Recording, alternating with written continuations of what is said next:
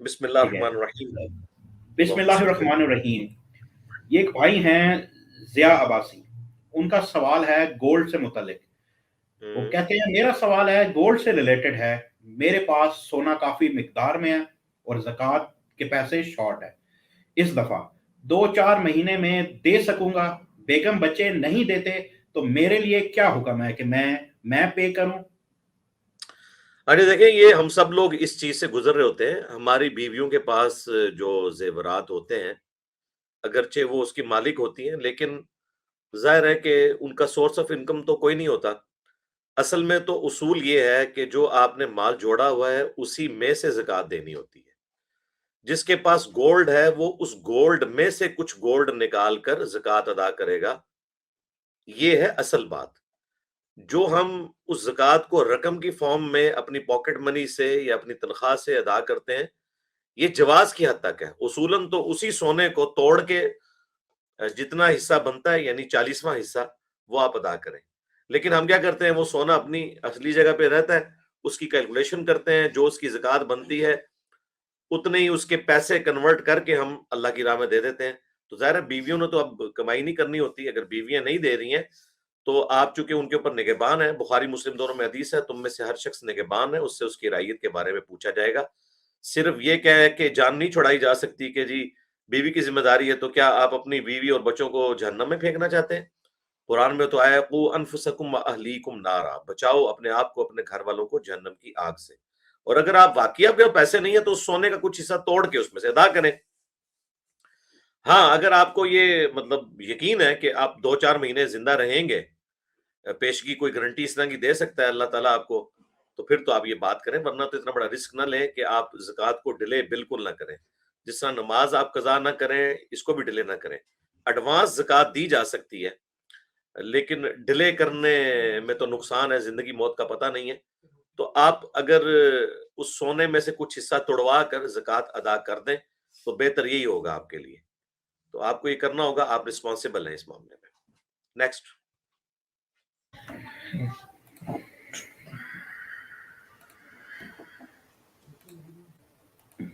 اچھا، نیکسٹ سوال ہے محمد عثمان جاوید بھائی کی طرف سے. علی بھائی، نکاح میں حق مہر کی رقم کو اونچا بولنا لازمی ہے؟ نہیں، اونچا بولنا تو لازمی نہیں ہے، لیکن کم از کم جس کا نکاح ہو رہا ہے، جس کے ساتھ، ان دونوں کو تو پتا ہونا چاہیے نا، ایٹ لیسٹ ڈکلیئر تو ہو. اس حوالے سے پلس جو وہاں پہ گواہ بیٹھے ہوئے ہیں وہ گواہی کے لیے بیٹھے ہیں نا. اگر گواہوں کو یہ پتہ ہی نہیں ہے کہ کن دو مرد و عورت کا آپس میں نکاح ہو رہا ہے اور کتنے حق مہر کے عوض، تو کس چیز کی وہ گواہی دے رہے ہیں؟ لہٰذا اسے بلند آواز سے اس لیے بولا جاتا ہے تاکہ ان کے علم میں آ جائے. باقی پوری آڈینس کو سنانا ضروری نہیں ہے، اس لیے آپ دیکھتے ہیں کہ وہ سٹیج کے اوپر سرمنی ہوتی ہے، چند ایک لوگوں تک آواز پہنچتی ہے. ہاں، جن لوگوں نے نمائش کرنی ہوتی ہے وہ سپیکر وغیرہ میں اناؤنسمنٹ کرتے ہیں، وہ علیحدہ بات ہے. ورنہ جو 200-300 کا مجمع ہوتا ہے ان میں سے کتنے لوگ ہیں جو آواز سن رہے ہوتے ہیں؟ آواز تو صرف وہ قریب کے لوگ ہی سن رہے ہوتے ہیں جو گواہی کے لیے بیٹھے ہوتے ہیں. تو ایٹ لیسٹ گواہوں تک تو بات جانی ضروری ہے، تبھی تو وہ گواہ ہوں گے کہ یہ دو مرد و عورت اس حق مہر کے عوض آپس میں شادی کر رہے ہیں. نیکسٹ.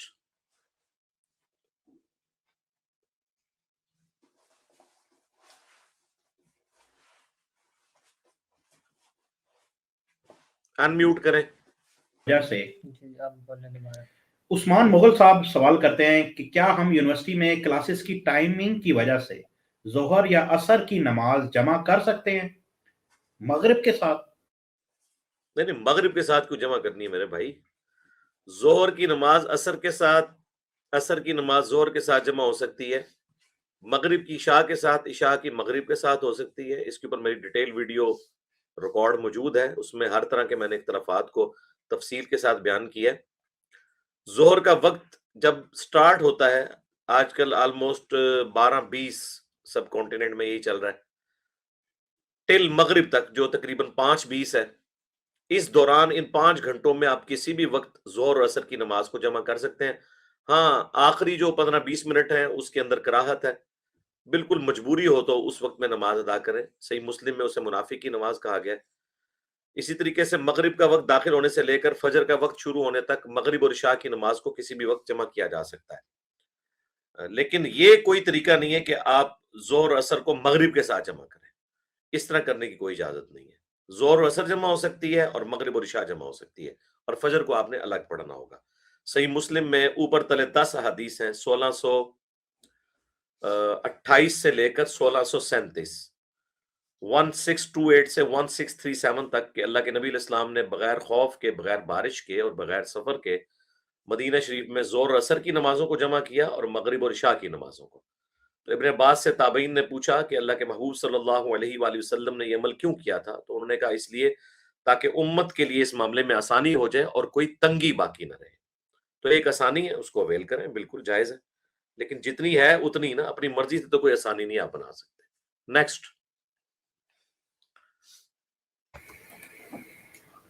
اچھا, نیکسٹ سوال ہے اورنگزیب رانا کی طرف سے. السلام علیکم, وعلیکم السلام. ناپاک کپڑوں میں تیمم ہو جائے گا اور نماز ادا ہو جائے گی؟ تیمم تو ہو جائے گا, نماز ادا نہیں ہوگی میرے بھائی. اس کی وجہ یہ ہے کہ نماز کے لیے آپ کے کپڑے, جس جگہ پہ آپ نماز پڑھ رہے ہیں, وہ ہونا ضروری ہے. ٹھیک ہے, کپڑے ناپاک تھے, اس کا کچھ حصہ ناپاک تھا, اور وہ ناپاکی جسم پہ نہیں لگی ہوئی تھی, صرف کپڑوں پہ تھی, اور وہ بھی خشک فارم میں تھی. اس دوران آپ نے تیمم کر لیا یا ایون وضو کر لیا, تو وہ آپ کے جسم تک تو اس کی ناپاکی کا اثر نہیں پہنچا ہوا, تو آپ بعد میں کپڑے چینج کر لیں. لیکن کپڑے چینج کرنے کے دوران احتیاط کریں کہ شرمگاہ کو ہاتھ نہ لگے, ورنہ اس سے وضو ٹوٹ جائے گا. نیکڈ یعنی اگر شرمگاہ کو ہاتھ لگ جائے تو ناپاک کپڑوں میں نماز نہیں ہوگی. یہ تو بنیادی طہارت تو شرط ہے جی نماز کے لیے, اس کی کنجی ہے. نیکسٹ.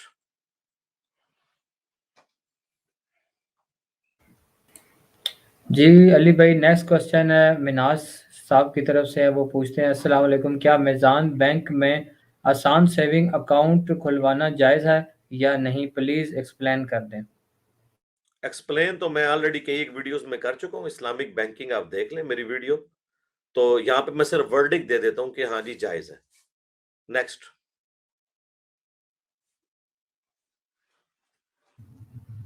جی علی بھائی, نیکسٹ کوشچن عمر خان بھائی کی طرف سے. وہ پوچھتے ہیں جب شرک معاف نہیں ہونا تو مسلمان جو شرک کرتے ہیں وہ جنت میں کیسے جائیں گے؟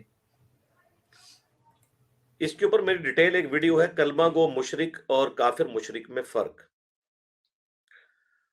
کلمہ گو جو مشرک ہے نا جی, وہ کلی طور پہ شرک نہیں کر رہا, جزوی طور پہ کر رہا ہے. یعنی اس وقت پلانٹ ارتھ پہ کوئی بھی مسلمان جسے مسلمان سمجھتے ہیں, جو ہمارے ناؤن فرقے ہیں, بریلوی, دیوبندی, اہل حدیث, شیعہ, یا اہل سنت میں جو فقہ کی بنیادوں پہ جو آف شوٹ بنے ہوئے ہیں, حنفی, شافعی, مالکی, حنبلی, اہل حدیث, کوئی بھی ان میں سے کلی طور پر شرک میں مبتلا نہیں ہے. یعنی کوئی ایسا نہیں ہے جو نبی صلی اللہ علیہ وآلہ وسلم کو اللہ کا بیٹا گردانتا ہو. سب ہی کہتے ہیں محمدن عبدہ و رسولہ, سب کے سب اس بات کے قائل ہیں کہ نبی علیہ السلام بھی انسان تھے, انہیں دنیا سے موت آ گئی, اب اللہ کی جنتوں میں آخرت کی زندگی کے ساتھ زندہ ہے, لیکن انہیں موت آئی ہے اور اللہ کو موت نہیں آئی. اب رہ گیا جزوی شرک. تو یقیناً اس وقت مسلمانوں کی اکثریت میں جزوی شرک پایا جاتا ہے. ایاک نعبد و ایاک نستعین کی وائلیشن. اے اللہ, عبادت بھی تیری کرتے ہیں اور مدد بھی تجھ سے مانگتے ہیں, اور مدد یہاں پہ مانا ہے دعا کے. اب یہ نماز میں تو کہتے ہیں, لیکن باہر نکل کے وہ بزرگوں کو, مرے ہوئے بابوں کو, فرشتوں کو, انبیاء کو, جنات کو بھی پکار لیتے ہیں. تو یہ شرک ہے, لیکن یہ شرک جزوی ہے. اگر آپ ان کے ساتھ بات کریں تو وہ کہتے ہیں کہ جی ہم اللہ کا بندہ مان کے کر رہے ہیں, اگرچہ یہ بھی شرک ہے. مشرکین عرب کا جو شرک تھا, وہ بتوں کو چھوٹے الہ مانتے تھے. وہ یہ نہیں کہتے تھے کہ اللہ کے بندے ہیں, بلکہ وہ یہ کہتے تھے کہ یہ آلہہ ہیں, اللہ کے بندے ہیں, لیکن اللہ نے ان کو آلہہ بھی بنایا ہے. جبکہ مسلمان جو ہیں وہ آلہہ نہیں ان کو کہتے, بلکہ کہتے ہیں اللہ نے اختیار دیا, اور پھر توسل کی بگڑی ہوئی شکل اس طریقے سے اس کو استانت تک لے جاتے ہیں, اگرچہ یہ شرک ہے. لیکن ان کی غلطی ان پر واضح کی جائے تاکہ یہ صحیح توحید پر آ جائے, بجائے ان پہ فتویٰ لگانے کے. باقی دنیا میں تو ہم لوگوں کو جنرل یہی بتائیں گے کہ شرک کی کوئی معافی نہیں ہے. ہاں, کسی کو حالات و واقعات ملے ایسے, تو وہ تو ایون میرا کافروں کے بارے میں بھی یہ موقف ہے کہ اگر کسی کافر تک اسلام کی دعوت صحیح نہیں پہنچی اور وہ ڈسیو ہو گیا, تو پھر اللہ نے فیصلہ کرنا ہے کہ گیون سرکمسٹانسز میں اس کے کفر اور شرک کے حوالے سے کیا وہ ڈیسیژن کرے گا کہ اس کا شرک کس لیول کا تھا. کئی لوگ ہیں جو کرسچنز ہونے کے باوجود موحد ہیں, لیکن اسلام کا انہیں تعارف اچھا نہیں ہوا، اسلام کی طرف نہیں آئے. اب اللہ نے فیصلہ کرنا ہے. اگر کوئی کلی طور پر شرک کرتا ہے، جیسے ہندو ہیں مکمل طور پر بت پرستی کے اندر ڈوبے ہوئے ہیں، ان کا تو معاملہ بہت سخت ہے، سینسٹیو ہے. لیکن اصل چیز یہ کہ ہمیں دعوت کی طرف متوجہ ہونا چاہیے، کوشش کریں جتنے لوگوں کو بچا سکتے ہیں بچائیں. باقی آخرت کے فیصلے ہم یہاں بیٹھ کے نہ کریں، ہم جنرل رول کے طور پہ بتاتے ہیں اللہ کی مرضی جس کے ساتھ جو بھی معاملہ کرنا ہے. ہم کسی کو یہ لائسنس نہیں دیں گے کہ وہ شرک کرتا رہے. جزوی شرک کے حوالے سے ہمارا موقف اس لیے ہے کہ بخاری مسلم دونوں میں حدیث ہے کہ اگلے زمانوں میں نبی الاسلام نے فرمایا کہ ایک شخص کی موت کا وقت قریب آیا، اس نے اپنی اولاد کو جمع کر کے کہا کہ بتاؤ میں تمہارا کیسا باپ رہا. انہوں نے کہا تم بڑے اچھے باپ تھے. تو اس نے کہا کہ پھر تم اس طرح کرنا کہ میری ایک خواہش پوری کر دینا، جب میں مر جاؤں تو میری لاش کے ٹکڑے ٹکڑے کر دینا، اسے آگ لگا دینا اور اس کی راکھ کو ہواؤں میں، زمین میں، پانی میں بہا دینا. لَإِن قدر اللہ علیہ، اگر اللہ تعالیٰ نے مجھ پر قدرت پا لی تو مجھے ایسا عذاب دے گا جو کسی کو نہیں دیا ہوگا. یعنی وہ یہ گمان کرتا تھا کہ اگر میری لاش کے ٹکڑے ٹکڑے ہو گئے، اس کی راکھ اڑا دی گئی تو پھر اللہ مجھے زندہ نہیں کر سکے گا، اور اگر میری لاش ویسے ہی دفنائے گی تو پھر اللہ مجھے زندہ کرے گا، میں اسے حساب کیسے دوں گا. یعنی وہ اللہ کو تو مانتا تھا لیکن اس کی قدرت کو جزوی طور پر مانتا تھا، کلی طور پہ نہیں مانتا تھا. تو یہ بھی شرک ہے. مر گیا، اس کے ورثاء نے یہی کچھ کیا. اور یہ حدیث بخاری اور مسلم دونوں میں اور مشکات میں اللہ کی رحمت والے چیپٹر میں. اللہ نے ہواؤں کو حکم دیا، پانیوں کو حکم دیا، اس کی راکھ سمیٹی، زندہ کر لیا. پھر پھنس گیا. اللہ نے کہا یہ تو نے کیا حرکت کی؟ اس نے کہا یا اللہ میں تجھ سے ڈر گیا تھا. تو اللہ نے فرمایا تیرا یقین تھا کہ تجھے کوئی پوچھے گا؟ اس نے کہا یا اللہ میرا یقین تھا کہ مجھے کوئی مرنے کے بعد زندہ کر کے پوچھے گا، اور میں نے بھاگنے کے لیے یہی ایک راہ مجھے سوچی. تو اللہ تعالیٰ نے فرمایا کہ جا تجھے میں نے بخش دیا. کلی طور پہ وہ مشرک نہیں تھا لیکن جزون تو وہ شرک اور کفر کر کے مرا ہے.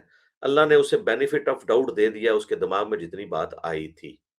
لیکن یہ فیصلہ اللہ نے کرنا ہے. ہم یہاں بیٹھ کے کسی بریلوی دیوبندی اہل حدیث شیعہ کو یہ نہیں کہہ سکتے کہ ٹھیک ہے تو شرک کرتا رہے، خیر ہے، اللہ تعالیٰ انشاءاللہ تجھے بینیفٹ آف ڈاؤٹ دے گا. ادھر تو ہم پورے پیشن کے ساتھ وہ چیز بیان کریں گے کیونکہ ہمیں پتہ نہیں نا کہ اللہ کے ڈیسیژن کیا ہے. یہ تو اللہ کا فیصلہ ہے. نیکسٹ.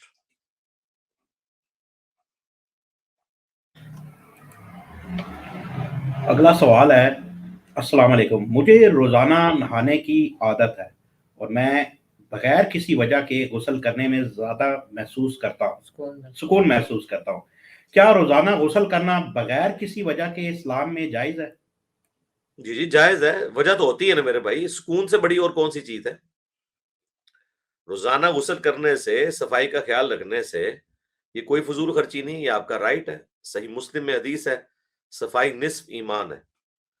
تو جو شخص روزانہ، آپ جس طرح مزدور پیشہ لوگ ہیں ان بیچاروں کو تو روزانہ غسل کرنا پڑتا ہے ورنہ تو ان کی تھکان دور نہیں ہوگی، ان کا پسینہ دور نہیں ہوگا. اور آپ کو حیران کن بات بتاؤں، یہ جو اسلام میں جمعے کا غسل آیا نا، یہ ایز اے لاسٹ ریزارٹ ہے کہ کوئی اتنا بھی سست نہ بنے کہ وہ جمعے کا غسل بھی نہ کرے. بخاری و مسلم دونوں میں حدیث ہے کہ جمعے کا دن کا غسل ہر مسلمان پر واجب ہے. لیکن یہ واجبیت پھر بعد میں منسوخ ہو گئی، ہفتے میں ایک دفعہ واجب ہو گیا. جو صحیح مسلم میں حدیث ہے کہ ہر مسلمان کے لیے ہفتے میں ایک دن غسل کرنا ضروری ہے جس میں وہ اپنے جسم کا میل دھوئے. اس میں یہ الفاظ ہیں. جمعے کے دن کر لے تو پریفریبل ہے، جمعے کے علاوہ بھی کسی دن کر سکتا ہے. کیونکہ ابو داؤد میں حدیث ہے کہ ابن عباس کو ایک شخص آگے پوچھتا ہے، بعض لوگ کہتے ہیں جمعے کے دن غسل کرنا ضروری ہے، بعض کہتے ہیں نہیں جمعے کے دن ضروری نہیں، آپ کسی بھی دن کر سکتے ہیں. تو انہوں نے کہا کہ جمعے کے دن اس وقت ضروری تھا کہ جب ہمارے پاس باریک کپڑے نہیں ہوتے تھے اور صحابہ کرام جو ہیں وہ محنت مزدوری کر کے مسجد میں آتے تھے اور بدبو پھیل جاتی تھی پسینے کی. تو پھر حضور نے حکم دیا کہ کوئی بھی غسل کیے بغیر اتنی بڑی پبلک گیدرنگ میں نہ آئے. جب اللہ نے ہمیں وسعت دے دی، ہمارے پاس باریک کپڑے آ گئے کہ ہم افورڈ کر سکتے تھے جن میں پسینہ جلدی خشک ہو جاتا ہے، تو اب تمہاری مرضی، چاہے جمعے کے دن غسل کر کے آؤ یا صرف وضو کر کے آؤ، یہ کافی ہے. تو اس سے یہ بھی پتہ چلا کہ صحابہ کرام کے پسینے سے بدبو آتی تھی اور اس میں کوئی گستاخی نہیں ہے، تو بابت شاہی کوئی نہیں. پسینے سے خوشبو آنا صرف پروٹوکول ہے اللہ کے نبی علیہ السلام کا، جو بخاری مسلم میں حدیث ہے. وہ عطر کے طور پہ صحابہ استعمال بھی کرتے تھے. باقی ظاہر ہے ہیومن ہونے کے اعتبار سے سارے برابر ہیں. تو اس سے پتا چلا کہ یہ جو کہا گیا نا ہفتے میں ایک دن غسل کرنا، یہ ہے کہ کوئی اتنا بھی نکھٹو نہ بن جائے کہ ہفتے میں بھی ایک دن غسل نہ کرے. روزانہ کرنا تو بہت اچھی بات ہے اور یہاں پہ میں ضمناً بتا دوں، یہ بعض اعتکاف والوں کو غسل نہیں وہ کرنے دیتے، اور وہ بےچارے انہی کپڑوں میں گندے مندے پڑے رہتے ہیں، نہ ناخن کاٹنے دیتے ہیں نہ غسل کرنے دیتے۔ بھائی روزانہ کریں آپ غسل، اب تو اللہ نے اتنی وسعت دی ہے، پانی اویلیبل ہے، بورنگ ہوئی بھی ہے، کوئی اتنا ایشو نہیں ہے۔ لیکن ایک ایک گھنٹہ نہ غسل کرتے رہیں، بس غسل کا مطلب غسل ہی ہونا چاہیے، 10 منٹ میں کر کے باہر نکلیں، یہ تو نہیں پوری ٹینکی خالی کریں گے، یا اعتکاف والے وہ گھس جائیں مسجد میں سردیوں میں اور گیزر کا سارا گرم پانی نکال دیں، بعد میں جب نمازی ہیں تو وہ ٹھنڈے پانی سے وضو کریں۔ یہ ساری چیزیں آپ نے خود ایتھیکلی دیکھنی ہے۔ نیکسٹ۔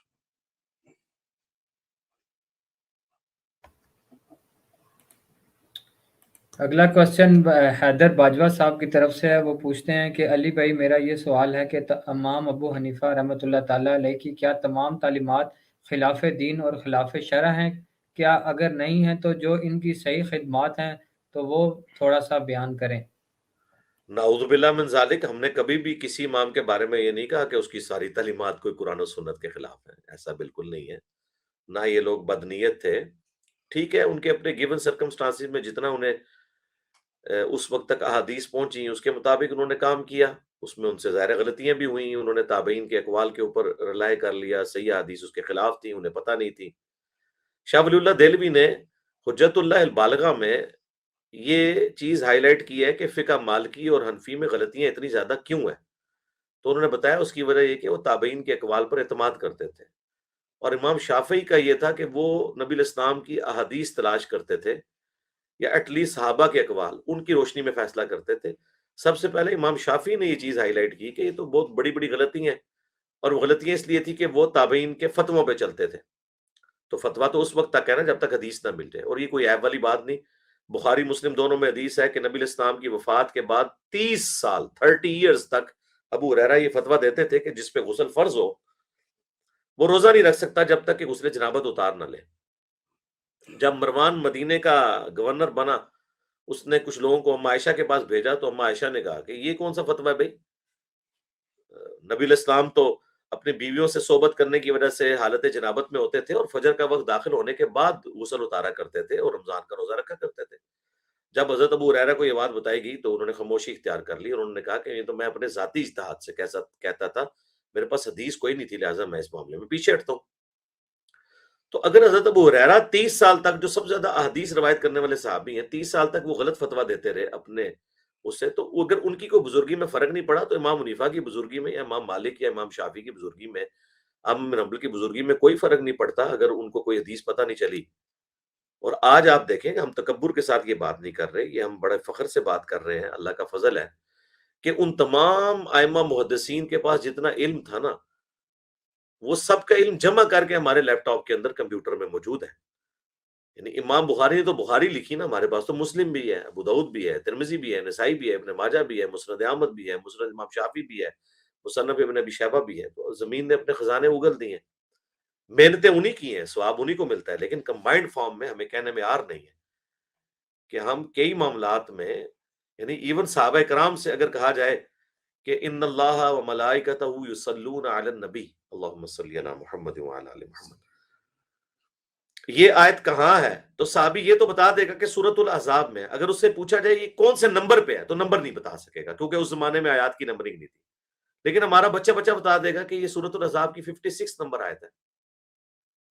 ایون آپ امام بخاری سے پوچھیں کہ عمار کو باغی جماعت قتل کرے گی، عمار انہیں اللہ اور جنت کی طرف بلائے گا، یہ حدیث کہاں ہے؟ تو امام بخاری کہیں گے کہ میں کھول کے اس کو بتاتا ہوں کہاں ہے، لیکن ہمارا بچہ بتا دے گا 2812 سر یہ دیکھیں، امام بخاری سے پہلے بخاری کی حدیث کھول دے گا۔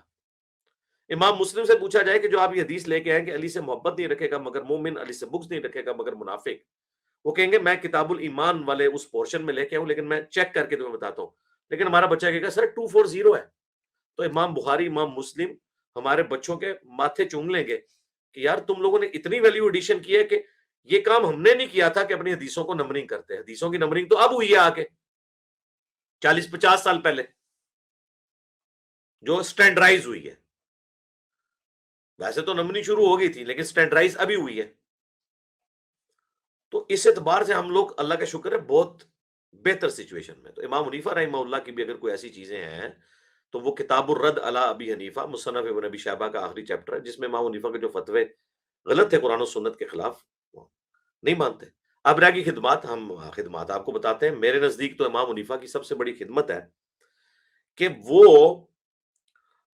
فکر حسین کے علم بردار تھے. وہ حکمرانوں کے خلاف خروج کو جائز سمجھتے تھے، اور انہوں نے نفس زکیہ امام حسن کی اولاد میں سے تھے. ایک کربلا جو ہے وہ امام حسن کی اولاد میں بھی ہوئی ہے، اس کے حق میں فتویٰ دیا تھا انہوں نے. اسی وجہ سے ان پہ مظالم بھی ہوئے، جبکہ ان کے زمانے کے اور لوگ ان چیزوں کے قائل نہیں تھے. اسی طریقے سے امام حنیفہ رحمہ اللہ کے چند فتوے جو ہیں بڑے انٹلیکچوئل ہیں. مثلا ان کے نزدیک بیوی کو ہاتھ لگانے سے وضو نہیں ٹوٹتا. صحیح حدیث اسی کو سپورٹ کرتی ہیں. صحیح بخاری مسلم میں حدیث ہے. عائشہ کہتی ہیں ہمارا حجرہ تنگ تھا، نبی علیہ السلام نماز پڑھتے تھے، میں سامنے لیٹی ہوتی تھی، اور ہمارے گھروں میں چراغ نہیں ہوتے تھے ان دنوں میں. جب سجدے میں جانے لگتے تو حضور علیہ السلام میرا پاؤں ٹو دیتے، میں اپنا پاؤں سمیٹ لیتی، اور آپ جب سجدے سے دوبارہ قیام کی طرف جاتے پھر میں پاؤں سیدھے کر لیتی. تو اس سے پتہ چلا کہ آپ بیوی کو ہاتھ لگائیں آپ کا وضو نہیں ٹوٹتا. تو امام بخاری یہ حدیث لے کے آئے. جو لوگ کہتے ہیں امام بخاری شافعی ہیں تو وہ امام شافعی کے خلاف حدیث لے کے آئے. لیکن 300 مقامات پہ امام بخاری نے امام حنیفہ کا بھی رد کیا حدیث کی روشنی میں. تو یہ ان کی خدمت ہے، ان کا یہ اچھا فتویٰ ہے. ایک اور ان کا اچھا فتویٰ جامعہ ترمذی میں ہے کہ انہوں نے مرنے سے 1-2 ہفتے پہلے مرض وفات کے اندر جرابیں جو ہیں، جو عام جرابیں، یہ منگوا کے ان پہ مسح کیا اور کہا کہ میں پوری زندگی صرف چمڑوں کے موزوں کا قائل تھا، لیکن میں اب اس کا قائل ہوتا ہوں. تو مرتے مرتے انہوں نے اپنے اس معاملے میں توبہ کر لی، رجوع کر لیا. تو یہ ان کی خدمات ہیں، اور کہ یہ خدمات ہیں الحمدللہ. نیکسٹ.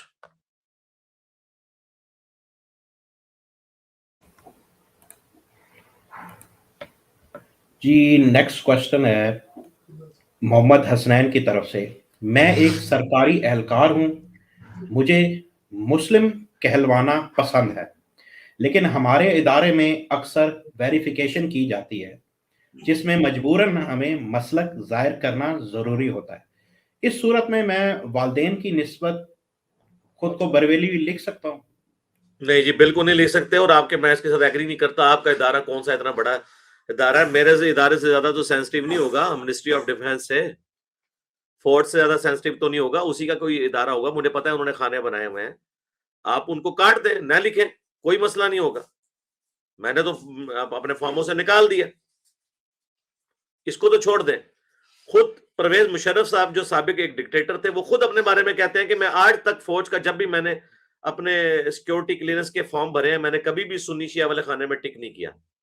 یہ تو ان کی ویڈیو ریکارڈ ہے. تو میں آپ کے ساتھ بالکل ایگری نہیں کرتا. قطعاً یہ کام نہ کریں آپ. ٹھیک ہے. اگر میں آپ کو بتاؤں کہ جی ہم یہ اس لیے لکھوا رہے ہیں کہ کل کو ہم چیک کریں کہ جو بریلوی ہے اس کا تعلق ہم ٹی ایل پی سے جوڑ کے اسے نوکری سے نکلوا دیں گے، پھر میں دیکھتا ہوں یہ کس طرح اپنے آپ کو بریلوی لکھتا ہے وہاں پہ اپنی نوکری بچانے کے لیے. پھر یہ کہے گا مجھ سے جو مرضی آپ لکھوا لیں. تو یہ کام نہ کریں آپ، اپنے آپ کو مسلم ہی کہیں. Next.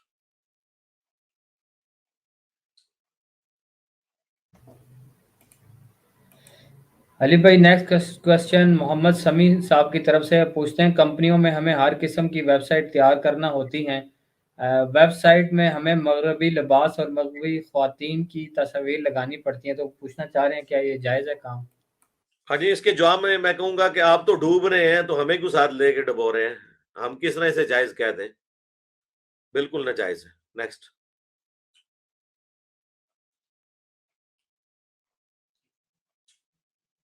Next question Ghulam Haider بھائی کی طرف سے پوچھتے ہیں علی بھائی میرا نام غلام حیدر ہے اور میرے بھائی کا نام غلام غوث ہے، تو کیا یہ شرک والے نام ہیں؟ غلام غوث سے بھی ہمیں کوئی اعتراض نہ ہوتا. غلام حیدر تو ٹھیک ہے، آپ کر سکتے ہیں.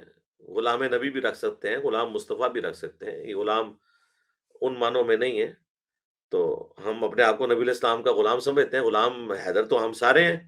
من کنت مولا فہذ علی مولا، جس کا آقا میں اس کا آقا علی، جس کا دلی محبوب میں اس کا دلی محبوب علی. دونوں معنوں میں درست ہے. تو ہم سب غلام حیدر ہیں. غلام غوث جو نام ہے نا جی، یہ غوث انہوں نے شیخ عبد القادر جیلانی کے بارے میں یہ عقیدہ رکھا ہوا ہے، تو وہ غوث تو نہیں ہے. تو یہ غلام غوث کو چینج کرتے ہیں. میرا خیال ہے غلام حیدر ہیں تو دوسرے کا نام غلام آپ کوئی اور رکھ دیں. غلام غوث کی جگہ آپ غلام عثمان کر دیں، غلام عمر کر دیں، غلام ابوبکر کر دیں. اس طرح کا کوئی رکھ لیں. بس غلام معاویہ نہ رکھیے گا، اور جو مرضی رکھ لیں.